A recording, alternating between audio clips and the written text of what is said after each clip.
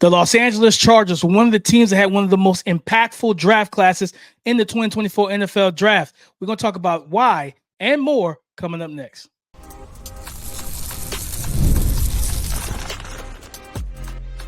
You are Locked On NFL Draft, your daily podcast covering the NFL Draft. Part of the Locked On Podcast Network, your team every day. What's up, Locked On family? Welcome back to the Locked On NFL Draft Podcast, your daily podcast covering your favorite draft prospects, part of the Locked On Podcast Network, your team every day. I'm your boy, Damian Parson. You can find and follow me on X at DP_NFL. I'm a national scout, senior draft analyst, and thank you for making Locked On NFL Draft your first listen today and everyday shot for being our everydayers. And guys, you know I got to kick this intro to my guy, Mr. LSU himself, Keith Sanchez. You can find and follow him on X at TheTalentCode. Keep talking to him, baby. What's up, Locked On family? Let's get locked in. This is Keith Sanchez, 2019 national champ, man, and the other side to this dynamic duo that we like to call the Locked On NFL Draft Podcast, where we're your number one source for everything NFL draft content. I want to say shout out to our everydayers. Thank you for tapping in with us each and every single day, man. If you haven't hit the like button, this is an action-packed show, so go ahead and hit that like button right now. Make sure to comment after each segment. If you're not subscribed to the YouTube channel, go ahead and click that subscribe button. DP, we're talking about most impactful draft classes, right? Those rookies, they will step in. They will change the fortunes, right, of the 2024 NFL season. We just had the schedule release, right? So we're kind of putting everything together right now. So we're going to have a fun conversation. We're going to talk about those teams out west in Los Angeles Chargers and the Los Angeles Rams. We're going to talk about the Arizona Cardinals, Buffalo Bills, and we're going to finish this thing up in the AFC with the Pittsburgh Steelers and the Indianapolis Colts, man. But DP, before we get started, man, why don't you hit them with our title sponsor? Guys, today's episode is brought to you by FanDuel. Make every moment more. Right now, new customers get $150 in bonus bets with any winning $5 bet. That's $150 with any winning $5 bet. Visit FanDuel.com/lockedon to get started. Most impactful draft classes, Keith, and we're starting off on the West Coast over with the LA Rams and the Chargers. For you, why did the Chargers have one of the most impactful 2024 draft classes, in your opinion? Yeah, I mean, just from top to bottom, right? I thought that they knocked it out the park. And I think that is guys that immediately they will be in Jim Harbaugh's, I guess, how he wants to construct and how he wants to build a team, right? When you start with Joe Alt at the very top, right? What is that, an offensive tackle? We know that Jim Harbaugh loves to run the football. And you pair him with a guy like Rashawn Slater, right? Then they also have, Jamari Salyer still on the football team. So this is an offensive line that with just the drafting of Joe Alt, right, has kind of turned itself around. But I'm going to go back to I'm going to go to the rest of the draft, right? They went Ladd McConkey. I love Ladd McConkey in the slot. We talked about Justin Herbert. We talked about the layups that Ladd McConkey can give. We talk about the fact that he has inside-outside versatility, and you pair him with the Quentin Johnston, you have a really good situation. Then they went with the defensive side of the football, DP, getting, we always talked about the Chargers needing to be able to stop the run, and they got a textbook run defender in Alabama's interior defensive lineman, Justin Eboigbe. So I think the trenches were taken care of, right, with Joe Alt, Justin Eboigbe, and then they started to add these detailed pieces, something I didn't expect, right, because they went Ladd McConkey at the wide receiver position, they went Kamani Vidal at the running back position, and then they wrapped this draft up with two wide receivers, Cornelius Johnson, right, and then our guy, Brendan Rice at the back end of the draft, which I think is going to make them, is going to give them youth, right? And this Chargers wide receiver core was I think it was an older wide receiver core that was, I think that the right phrase is banged up a little bit, DP, right? This wide receiver core has been banged up a couple of years, but they get youth, they get some healthy guys in there, so I think that should be fun. And then I'm gonna finish it off with the linebacker position. They've needed a linebacker for a while. They took a swing on Kenneth Murray, right? And this is the conversation that we have to have: the athletic guys versus the guys that's instinctual, right? They went with the athletic Kenneth Murray, and it just hasn't played out. But they went and drafted Junior Colson out of Michigan, right? Another Harbaugh guy, and able to insert him into this situation. So I think it's a point there. These guys are going to be impactful, and I think this is the very start for them of building this in the Jim Harbaugh light.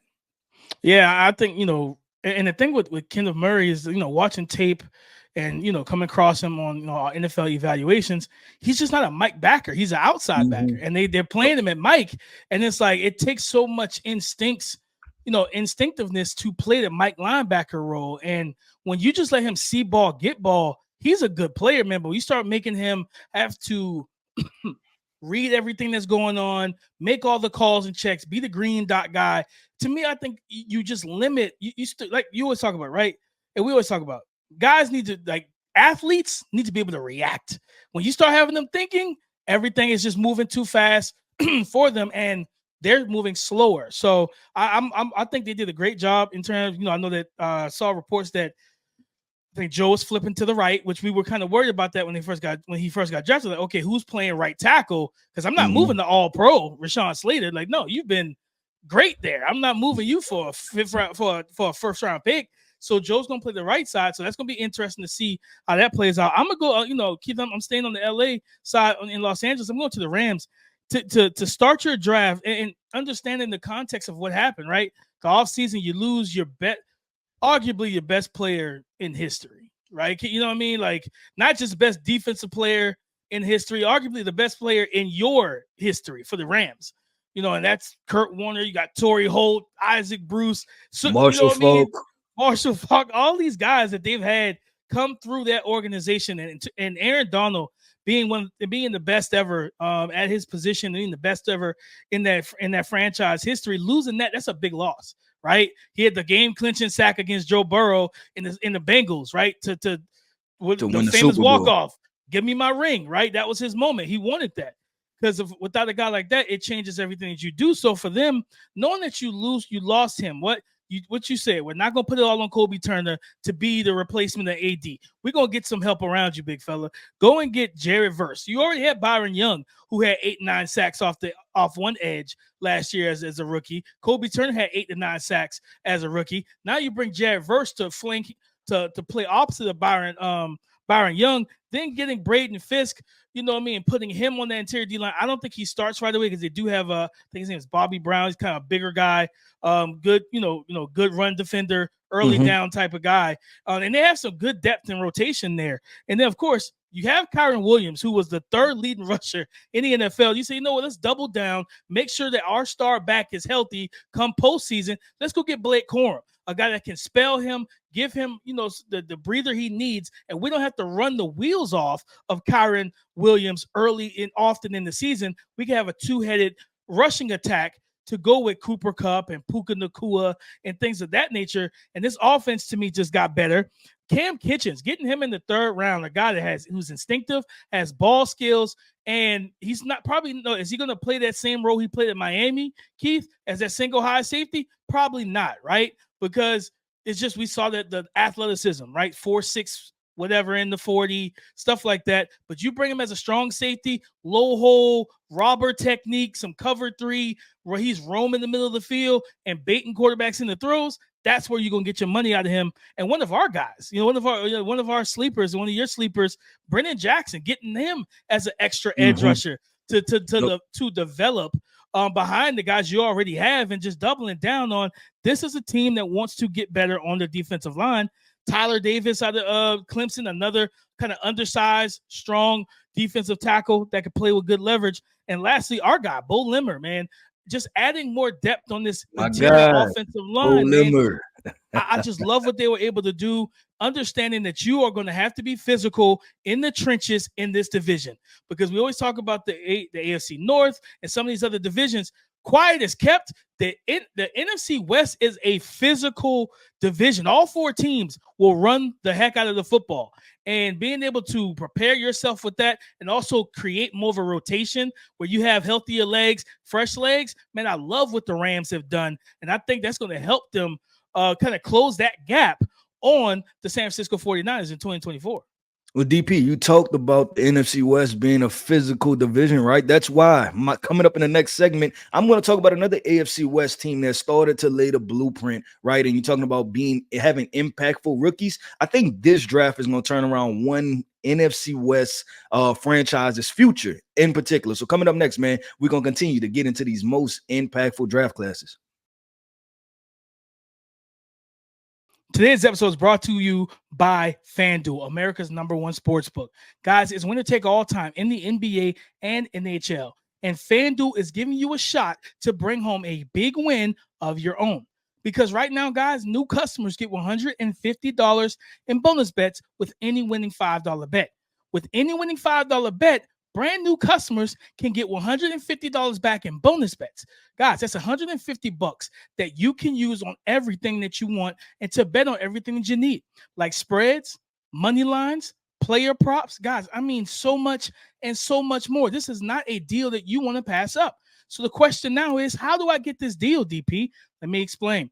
Visit FanDuel.com/lockedon and make every playoff shot count. Just visit FanDuel.com/lockedon and make every playoff shot count.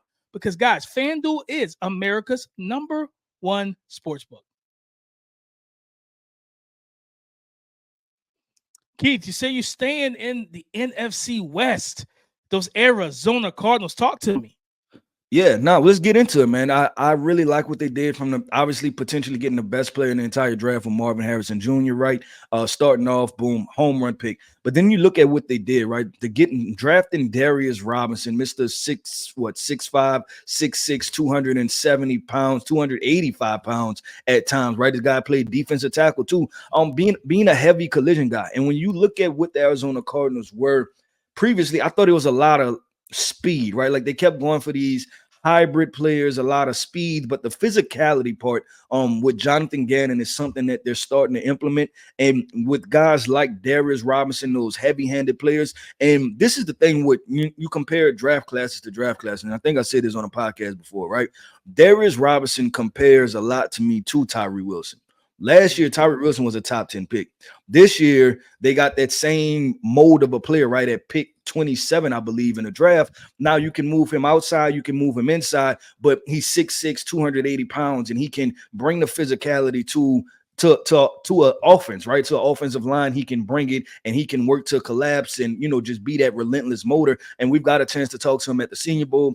High character guy, locked in, ready to roll, loves the game of football. And, it just seemed very appreciative of the moment. And you think he's a guy that you'll be able to build around as far as building a defensive line and a front seven to be able to battle with some of these NFC West teams. Then I look at the rest of it, right? Okay, like bringing physicality. They go get Isaiah Williams, right, at pick 71, the interior offensive lineman from Illinois. Then they go get Tim Ryman, right, the tight end, who they'll be able to put multiple 2-3 tight ends on the field and do some different things and fire off on the football and be able to win the line of scrimmage. And then them drafting Trey Benson, right? And we know that what they have Connor there, who's a little bit older, right? He's getting older. He was able to be effective last year, but he's still getting older. Now you add in a young, juiced up 4.39 Trey Benson, right? To let everybody know that we're going to run the football, right? We're going to become a more balanced team. We're going to have Kyler Murray back here. So I look at it from the physicality standpoint.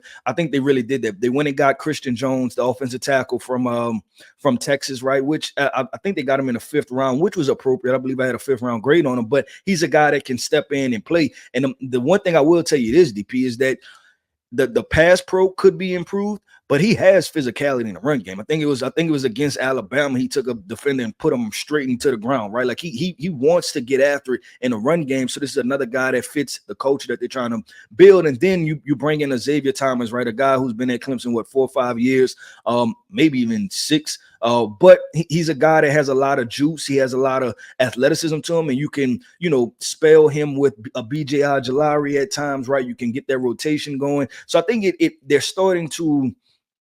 In the past, DP, I thought that they drafted without a plan or without a necessary identity for what they want the character of the team to be.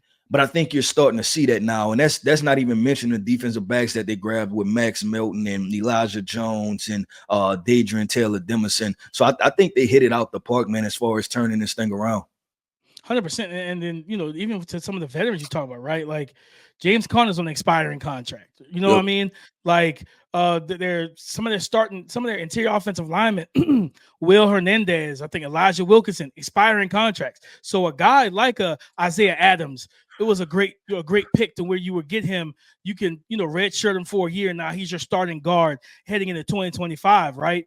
And the Tip Ryman, thing, I tweeted it out. Like they have, I'm telling you, right, guys, listen, Trey McBride is up next. All right, doing the film study of the Arizona Cardinals offense.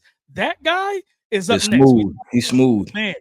he's so aggressive and physical at the catch point. After the catch, he can run routes, open field speed. He can create yards at the catch. He is up next. We got George Kittle, Travis Kelce, Mark Andrews as the big three. He's right up behind him over there with Sam Laporta. We'll probably see Brock Bowers step into that stratosphere within the next 2 years as well. Yeah, the tight end position from a youth standpoint is good. And also with from what they have, Tip Ryman's going to come in and battle with Elijah Higgins. You remember that was a guy that played receiver at Stanford. And I was like, I remember talking to him at the Senior Bowl last year. And he said, listen, whatever the team that drafts me and I end up on whatever they need me to play, if it's wide receiver, I'll play it. Tight end, I'll play it. Well, he transferred over to tight end and he did it well, right? Like he's got to, of course, get acclimated as a blocker. But Keith, I'm not going to lie, the wide receiver position for Arizona is still a little lackluster. I wouldn't be shocked to see some 3 tight end sets, but Elijah Higgins bumps into the slot. Yeah, I think it's going to be built in a different light, right? That, like you said, you can talk about they're heavy at the tight end. They're okay at wide receiver. You add in Marvin Harrison Jr., but yeah, you add in those big physical guys, right? And then you add in the run game. You like, okay, like you said, it's going to be a lot of probably 12, 13 personnel, getting after it, play action, Kyler Murray, being some very specific in design, and then knowing that we're going to run the football and we're moving forward, right? And I think that was very important for the Arizona Cardinals and what they haven't been in the past. You knew he's going to get a lot of flash and dash, but it's one of those things where it's like, all right, if I just punch him in the mouth, right, the Cardinals are going to kind of lay down. But I think the way they're trying to build this team now, that if you punch him in the mouth, they're going to punch you back. No, 100%. And that's the thing, right? Like just being physical and that's what Monty Austin, the GM coming over from Tennessee, has brought. Jonathan Gannon coming from Philadelphia has brought. Drew Petzinger, the OC, that physicality, that run game, because James Conner expiring contract. Now you got Trey Benson. I love what they're setting themselves up for the future, because then you go into next offseason with money, cap space and draft capital. You can still do some more things to make even more headway in this division. I'm going to go to Buffalo. I'm going to come back we feel like we've been on the West this whole show, Keith. I got to come back to the East Coast for a little bit. The Buffalo Bills, and Keith, I love what they were able to do. Of course, getting Keon Coleman. You lose Gabe Davis. You trade away Stephon Diggs, right?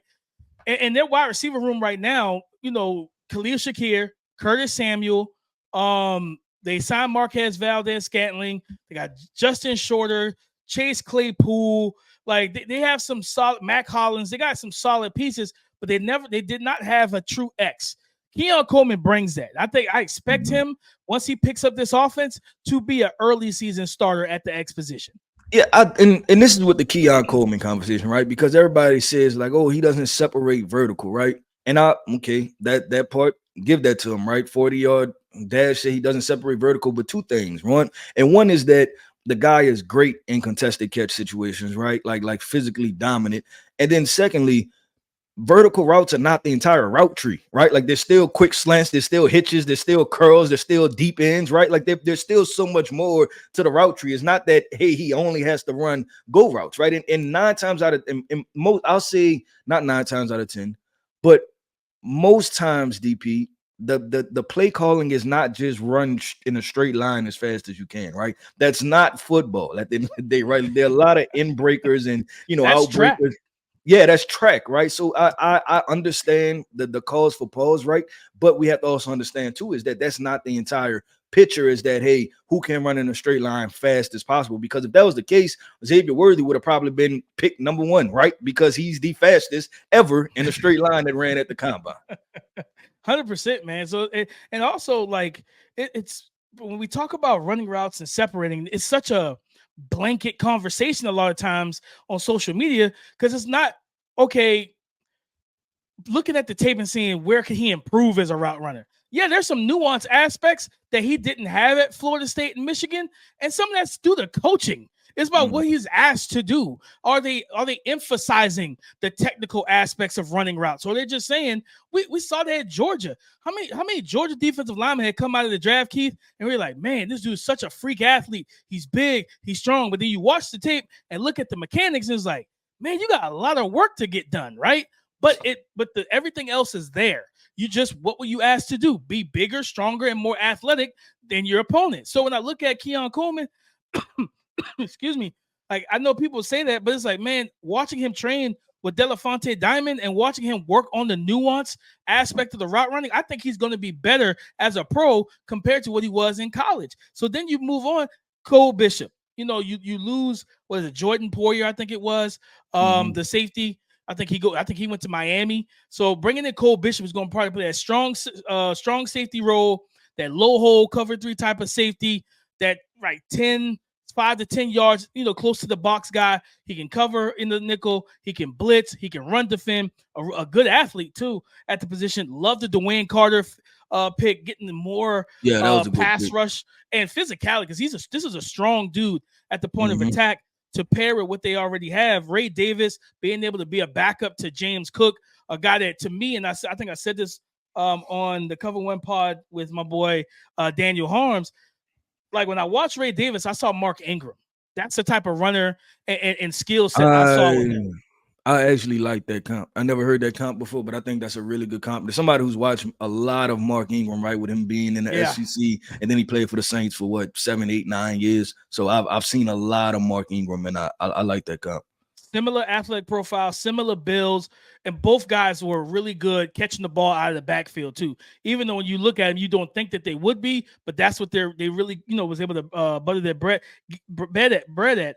Getting Cedric Van Pran in like the 5th round was just a steal to me. I don't know how or why he fell to day 3 like this, but getting him in the 5th round was great. And then I love them getting Javon Solomon as kind of a DPR. So getting physical on the trenches on both sides of the ball was one of the things we always said, Keith. I think it was after they got punched in the mouth against Cincinnati. We said, man, at home, in the playoffs, in the snow, what did we say? Man, this team plays like they are the greatest show on turf, but they do not have a dome, right? Like, you are supposed to play to the elements that are at your favor. So I think they did a great job, and I expect a good couple of these rookies to make some impacts this in 2024.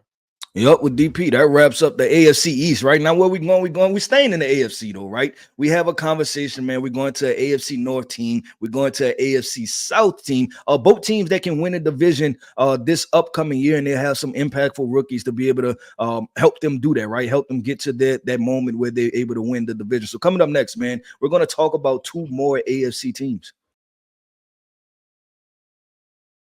Passion, drive, and patience. The formula for winning championships is also what keeps your number 1 ride or die alive. eBay Motors has everything you need to maintain your vehicle and level it up to peak performance. Superchargers, roof racks, exhaust kits, LED headlights, and so much more. Whether you're into speed, power, or style, eBay Motors has you covered. With over 122 million parts for your number 1 ride or die, you'll always find exactly what you're looking for. And guys, with eBay Guaranteed Fit, your part is guaranteed to fit your ride every time, or you get your money back. Because with eBay Motors, you're burning rubber and not cash. And what's better than that? So with all the parts that you need at the prices that you want, it's easy to make your car the MVP and bring home huge wins. So keep your number 1 ride or die alive at ebaymotors.com. Keep your number 1 ride or die alive at ebaymotors.com. Thank you for making Locked On NFL Draft your first listen today and everyday shot for being our everydayers. Keith, I'm going to kick this thing off. The Indianapolis Colts, for me, I love what they were able to do, right? You know, getting Laitu Latu was such a great get, man, because I consistently say it. At the end of the day, I want a guy that can go be a bucket getter. And when you got to deal with CJ Stroud, Trevor Lawrence, and we'll see how Will Levis fits into this timing and rhythm passing offense from the Callahans. I don't think it's a great fit for what he does mentally and the skill set wise, but talent wise, he's a legitimate quarterback, talent physically. So having to deal with those quarterbacks, that's a little bit of a gauntlet, Keith. All young quarterbacks too. You got to be able to get after these guys. And Laitu's going to be able to do that, picking him at 15. Adonai Mitchell, and this is going to be the X factor to this draft class. And I've said this before. Keith, I think he can walk in and snatch that job away from Alec Pierce. DP, also, that hurts my heart to say, because you know I'm an Alec Pierce guy, and you keep saying I like Alec. It hurts every single time, but I get it. I get it as a part of football. I'm gonna take it a little step further, Keith. I think he's physically talented enough to snatch that job from Michael Pittman Jr. as well. So you But think it's he can going to come in be, and potentially be wide receiver one? Hey, I I think mean, he could. give it a year or something Yeah, like that. yeah, But you yeah, think he can yeah, be yeah, wide yeah. receiver one. Not day one, but like I think that if he's listened to him in interviews and what he said, he seems locked in. And if you can beat the allegations of what people said about you, was how scouts felt about you from, work ethic, whatever it was, right? On field character, taking plays off. You come out there and you're now like you could tell he was pissed off that he fell to the second round. I love that. Now channel that and go out here and put these guys on notice and say, I was a first round pick. I was a top 20 pick, and I should have been one of the top 4 receivers off the board. If he comes out there and plays up to his skill level, Keith, 100%. Like this offense takes that step immediately if he can do that. I have a question. How do you feel about him taking the slot role away from Josh Downs? Do you think that's a thing? I don't think that's going to happen. Josh was so good for them last year, almost 800 yards, especially without A-Rich. I think he just brings that chain mover, quick element that none of those other guys have. All those guys, Adonai, Alec, and MPJ are all big body guys too. Even though I would say, Adonai's probably the best route runner out of the 3, out of those big guys. But I think Josh Downs is going to be that slot machine for them, man. Like they're in Vegas 24/7. I expect them to dial it up for him, especially with A-Rich, because I think they had I can't remember which game it was, but it was before A-Rich got hurt. Their chemistry was growing, and like the trust is there. Getting Matt Gonclaves at the tackle spot. I remember you talking about, talking to a scout, from them, and it was like, we like what we saw from Bernard Raymond at left tackle, but we might be looking to upgrade. They didn't do it early, but they did it early enough on day 2. And we're going to see how that plays. Matt actually can play tackle and guard, so we'll see how that plays out. Getting Tanner Bortolini, one of my guys out of this class in the 4th round. Ryan Kelly has battled injuries. I think he could step in if Kelly goes down and start. But also getting one of my other guys, man, a friend of the show, Anthony Gould, the wide receiver out of Oregon State, getting another explosive guy, not just for the offense, but for the special teams, because he's a special teams ace as a punt and kick returner. Talking about a field flipper, a possession flipper in terms of field possession. I love that. Love what they were able to do there as well. So and getting Jalen Simpson, adding another defensive back who can play slot, play safety, play outside corner. In this, I think it's Gus Bradley's defense, man. They did a good job, Keith, to really put themselves in position to battle with the top dog in the AFC South, which is those Houston Texans right now. Yeah, I really like their draft too, man, and it can really put them over the top, right? Depending on what Anthony Richardson can do, right? Like is he has it set up now to where he can come in, take over, and but should be able to dominate. DP, I'm gonna wrap this thing up real quick with the Pittsburgh Steelers, man. And one reason only. What has been the biggest complaint or biggest positional need for the Pittsburgh Steelers over the past couple of years? Well, outside of quarterback. The second need, DP, is offensive lineman. And these guys went, 3 of their first 5 picks. They went Troy Fontana. They went Zach Frazier. Then they wrapped it up in the 4th round, and they drafted Mason McCormick. What do I like about all these guys? They have a physical mean streak. They reset the line of scrimmage, which I think is so important. I think in the past they've had guys that sustained the line of scrimmage or they lost, right? These guys reset the line of scrimmage. They move guys out the way, and that's what's going to be needed, right? I don't know if they're going to hold on to Najee Harris, but you're talking about a Jalen Warren, and you're talking about just simply being the Pittsburgh Steelers, right? And enforcing themselves with that physical mentality and like letting people know that you're in a dogfight. They're set up to do that now with those offensive linemen. And then, I like Roman Wilson, right? Them drafting him. I said they needed a more versatile wide receiver. They had a lot of wide receivers that was very specific in what they brought to the table. Even though they were good at it, it was still specific. And I think when you're so specific in usage, that makes you predictable, right? And you don't want to be predictable as an offense. And then wrapping that thing up with my guy, DP, Peyton Wilson, right? And I said it, I'll say it again, man. If the guy played that well without ACL, get my guy an ACL, DP, and we can have a Hall of Fame linebacker in the middle running with Patrick Queen. So, yeah, I think that was the impactful situation with the Pittsburgh Steelers. I think it was a really good, and that was my 3 teams, right? Your 3 teams were the Los Angeles Rams, the Buffalo Bills, the Indianapolis Colts. My 3 teams were the Los Angeles Chargers, the Arizona Cardinals, and the Pittsburgh Steelers. And listen, that wraps up another show of the Locked On NFL Draft podcast. Man, I want to say shout out to Everydayers.